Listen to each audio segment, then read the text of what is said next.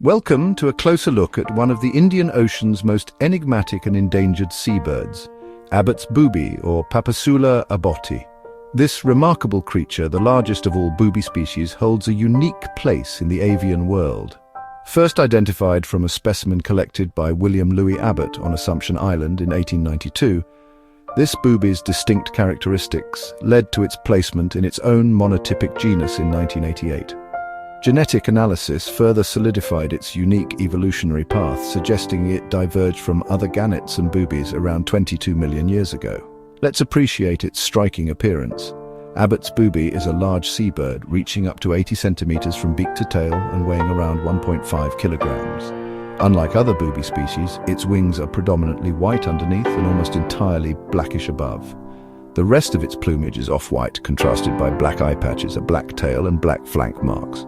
Males sport a pale bluish-grey bill with a dark tip, while females have a pinkish bill with a dark tip. Both sexes share distinct blue webbed feet with black outer ends. Even as juveniles, their plumage mirrors that of adults, a notable difference from other booby species. Today, Abbott's booby faces a critical situation. It is the only booby species restricted to a single breeding location, Christmas Island in the eastern Indian Ocean. This is a stark contrast to its historical distribution, which spanned much of the Indian and Pacific Oceans, with fossil evidence indicating its former presence in the South Pacific and eyewitness reports of breeding on the Mascarene Islands.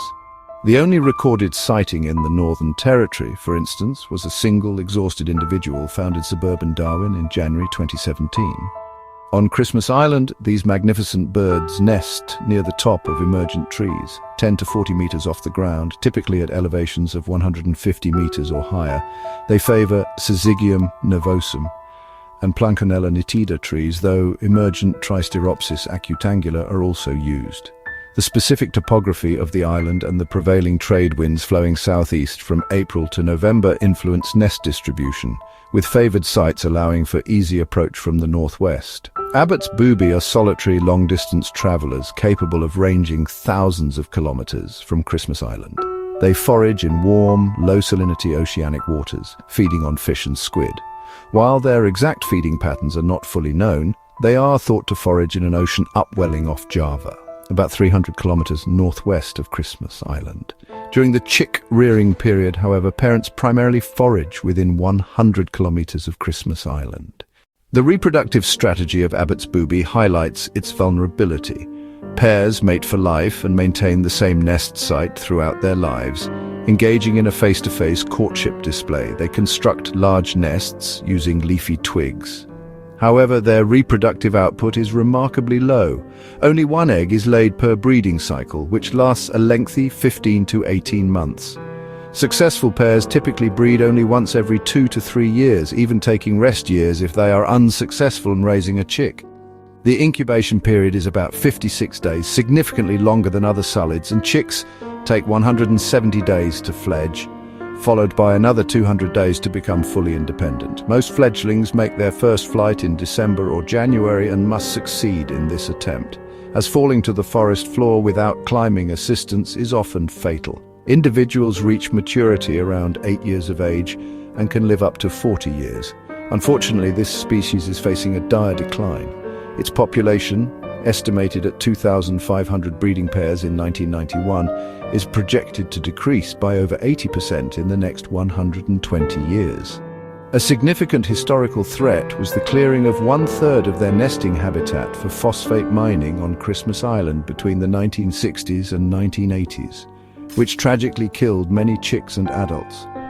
Even today, the residual effects of this logging continue to impact the population, as remaining forest adjacent to cleared areas is exposed to turbulent winds. This turbulence lowers breeding success by dislodging chicks and increases the risk of adults falling when landing. A more insidious threat comes from the invasive yellow crazy ant. These ants disrupt the forest ecosystem by killing Christmas Island red crabs, which are crucial to forest health, and by promoting scale insects that damage nesting trees, potentially leading to canopy death. While direct predation on nestlings hasn't been observed, these ecosystem disruptions pose a significant indirect threat. Further threats include overfishing, marine pollution, and potential entanglement in longline fishing gear.